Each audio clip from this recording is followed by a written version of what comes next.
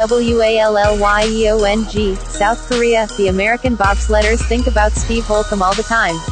Any one of them will tell you that. Holcomb was the face of their sport, the one who lifted American bobsledding from on the cusp to gold medal ready. And he took the time to teach others how to keep it there. Holcomb led the United States to its first four-man bobsled gold medal in half a century with his win in Vancouver.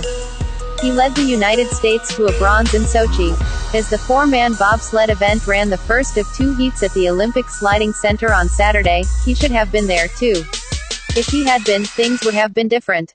This moment would have been his swan song, not a tribute. A medal would be within reach, not a stretch. Holcomb passed away at 37 last May. He was found dead at the Olympic Training Center in Lake Placid with a blood alcohol level of 0.19 and the sleeping aid Lunesta in his system. Everyone close to him talks about his death as a tragic accident. Everyone close to him, including his U.S. bobsled teammates, is still adjusting to life without him. A great majority of those adjustments are emotional, the changes to expectations and priorities made to work through the grief and the confusion. But some of them, the more awkward adjustments, amount to logistics. As the men's bobsledders slogged through a disappointing showing in the two-man event, then battled inconsistency in the first two runs of the four-man Saturday, the logistical realities of Holcomb's death became clear.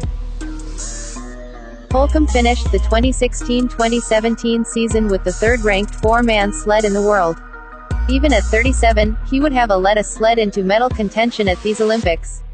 Without him, Cody Basque inherited all the responsibilities that come with being the pilot of the top American sled. Basque's crew entered these Olympics ranked 8th.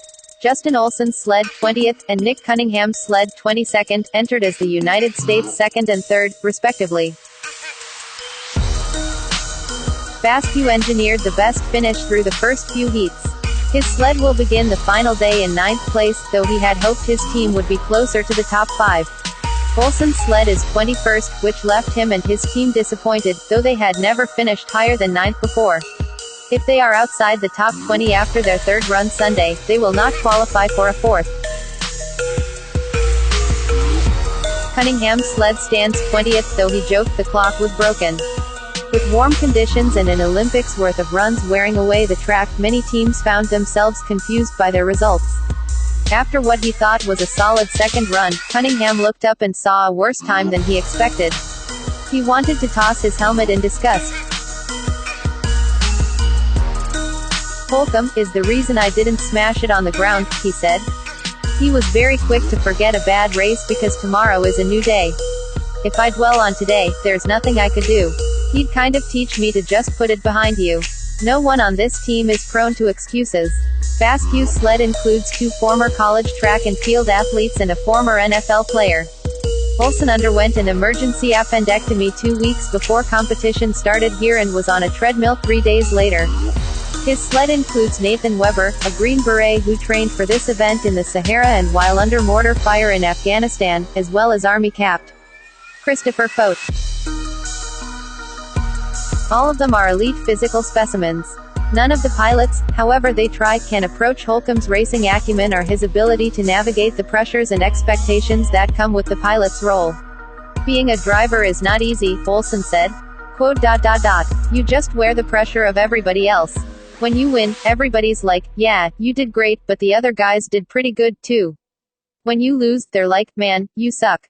Quote, Holcomb wore those pressures with ease, and they will miss him, not just for his skill but also for his insights. Holcomb could read tracks and make adjustments, things Olson said are not as easy as they look. When Olson tried to take a slightly different route in his second run Saturday, one he hadn't practiced, he couldn't execute it, and the sled bounced around, taking seconds with it. Only the top-level drivers can make those switches on instinct, without repetition. Holcomb was one of those drivers. Olson and his teammates are doing what they can. But some talents can't be duplicated. When Holcomb was in Pyeongchang for the Olympic test event last year, he told reporters then he had a good feeling about what would happen in these Olympics. Now his death looms over these games, which have become an awkward and reluctant rebuilding experience without him. After 2 runs Saturday, these Americans could become the first American bobsled team without a sled in the top 10 since Lillehammer in 1994.